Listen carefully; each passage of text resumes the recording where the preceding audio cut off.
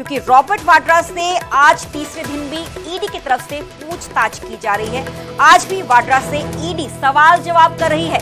Gurugram land scam case में ये पूरी पूछताछ ईडी की तरफ से एनफोर्समेंट डायरेक्टरेट की तरफ से की जा रही है। वाड्रा के साथ प्रियंका गांधी भी ईडी दफ्तर पहुंचे हुए ने कल वाड्रा से करीब 5 घंटे तक पूछताछ की गई थी। मंगलवार को ईडी ने करीब 6 घंटे सवाल जवाब रॉबर्ट वाड्रा से किए थे। अब तक वाड्रा से 11 घंटे टोटल पूछताछ की जा चुकी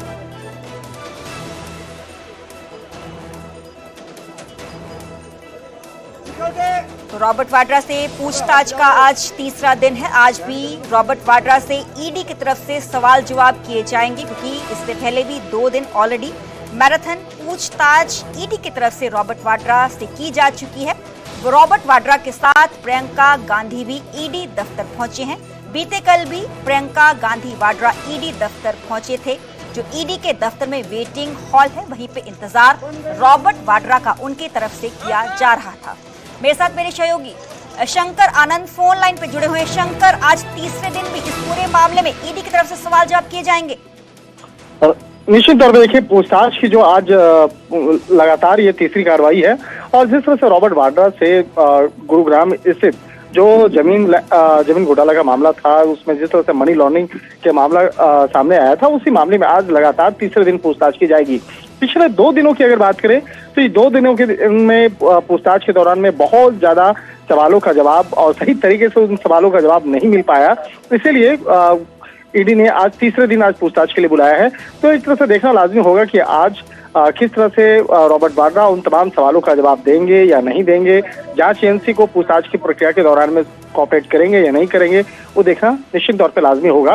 लेकिन जिस तरह से ये मामला अगर कहेंगे, ये मामला हालांकि है तो बहुत सारे, ये मामला है साल 2008 का, लेकिन इस मामले में साल 2018 में केस रजिस्टर किया गया था और उसके बाद साल 2018 में ईडी के द्वारा जब मनी लॉन्ड्रिंग एक्ट के तहत इस कार्रवाई की गई थी और उस वक्त में 2019 में भी इस मामले में सर्च ऑपरेशन को अंजाम दिया गया और उसके बाद पिछले कुछ महीनों और सालों के दौरान में कई अन्य आरोपियों का इस मामले पर पूछताछ की गई और उसी के बाद जो तमाम सबूत इकट्ठा किए गए, उसी के आधार पर आगे उसको वेरीफाई करने के लिए रॉबर्ट वाड्रा को पूछताछ का समन भेजा गया था और आज लगातार तीसरे दिन आज रॉबर्ट वाड्रा से पूछताछ की जा रही है। तो निश्चित तौर पर कह सकते हैं कि आज देर शाम तक ये पूछताछ जब चलेगी तो कई महत्वपूर्ण जानकारी निकल के जांच एजेंसी के सामने आ सकता है। चलो, बहुत बहुत शुक्रिया शंकर हमें पूरी जानकारी देने के लिए। तो रॉबर्ट वाड्रा ईडी दफ्तर पहुंच चुके हैं। वहीं ईडी आज तीसरे दिन भी लगातार इस पूरे मामले में सवाल जवाब रॉबर्ट वाड्रा से करेगी।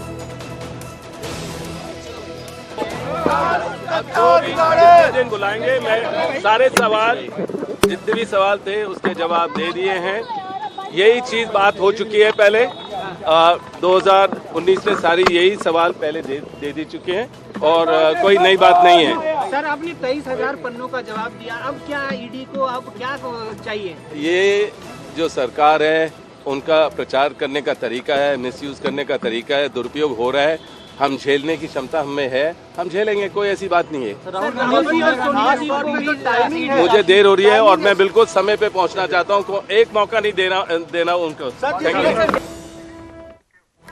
अब बात करेंगे हरियाणा कांग्रेस की, क्योंकि केंद्र सरकार के खिलाफ हरियाणा कांग्रेस आज हल्ला बोलने जा रही है। आज दोपहर को 12 बजे चंडीगढ़ में हरियाणा कांग्रेस की तरफ से प्रदर्शन किया जाना है। दरअसल पूर्व मुख्यमंत्री भूपेंद्र सिंह हुड्डा की अगुवाई में ये धरना दिया जाएगा।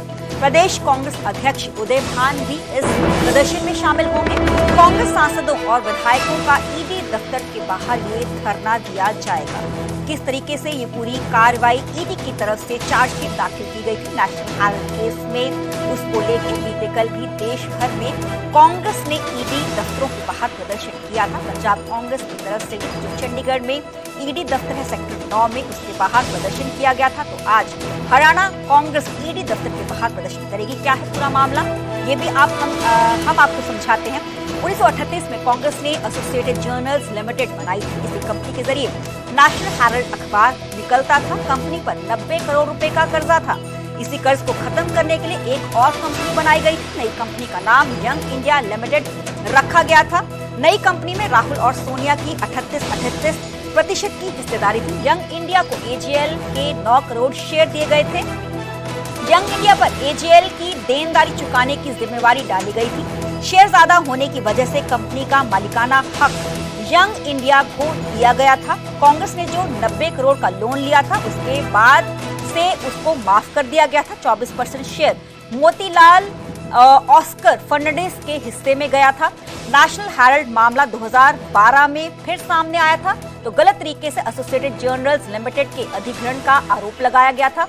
यंग इंडिया लिमिटेड के जरिए एजीएल के अधिग्रहण का आरोप लगाया गया। बीजेपी नेता ने ये पूरा आरोप लगाया था।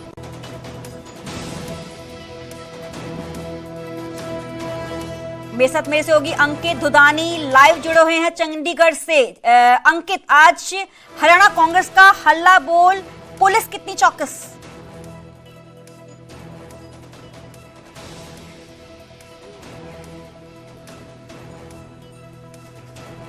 अंकित, आप मुझे सुन पा रहे हैं?